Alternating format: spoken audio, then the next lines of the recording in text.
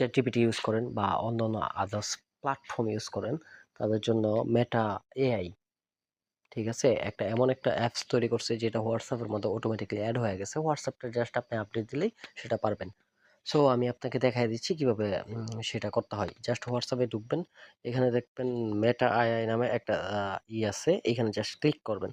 দেন এখানে ক্লিক করলে জাস্ট আপনি যদি হচ্ছে ভয়েস দিতে চান বা যে কোনো কিছু লিখতে পারেন, কেমন আছো,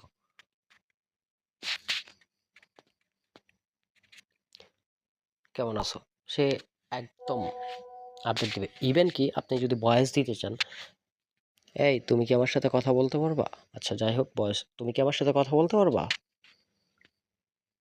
জাস্ট আপনার মানে ৩ সেকেন্ডও সময় লাগবে না। হ্যাঁ, ঠিক আছে, জাস্ট উনি আপনাকে এত পরিমাণ ফাস্ট দিবে।